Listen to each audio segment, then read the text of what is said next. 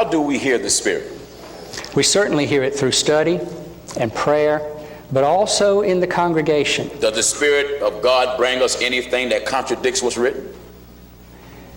Why would God bring us something that contradicts what's written, and then send prophets and apostles to tell us to believe what's written?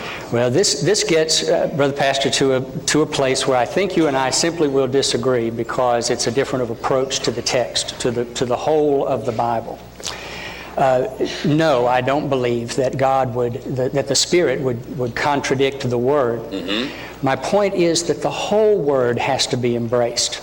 That we cannot take, what amount to 3, verses, or even if you did 7, and say, this is the last word about homosexuality in the Bible. It's not. There's so much more. Jesus, for instance, says about in Matthew, and I wish I was as good as you all at remembering text and verse. I'm a little dyslexic, and I don't remember numbers in my head. But in Matthew, Jesus says the sin of Sodom was inhospitality. He's very clear. It's a little short verse. And that, to me, counters whatever else we might say about the verse, because my Lord said that. So, of course, I hear that with a different power than I do my own experience. But it is clear that that's the issue in that text. What Jesus was saying, that the problem with Sodom and Gomorrah was they wasn't showing hospitality. And not just that. I mean, the word is so often in the Bible, no, the word no.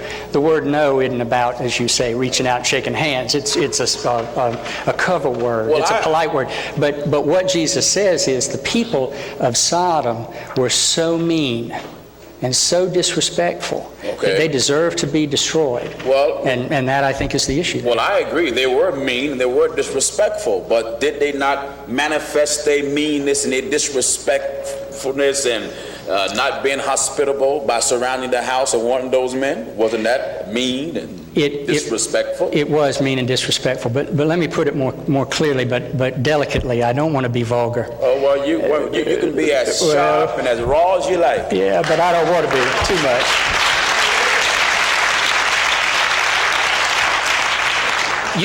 You drew a wonderful word picture. If you came in asking for pot and you got offered crack, the point was the pot. I get that. But if a man in the street is cut off by another man in an automobile, mm-hmm. and he uses the F word, he says, F you. Yeah. He doesn't mean, I would like to go and have consensual, loving sex with you. Oh, I'm pretty He sure doesn't mean that. The point is the disrespect. The point is the hurtfulness. The point is I want to do 2 things. One is to have power over you. I wish I could have made you not do that, Mm-hmm. I feel powerless, and so I'm going to say, I want power over you. And pushing a man down and penetrating him makes him powerless in a significant way. But if it's a matter of rape, now, if it's a rape. Right. And the other thing is, I want you to have a female role.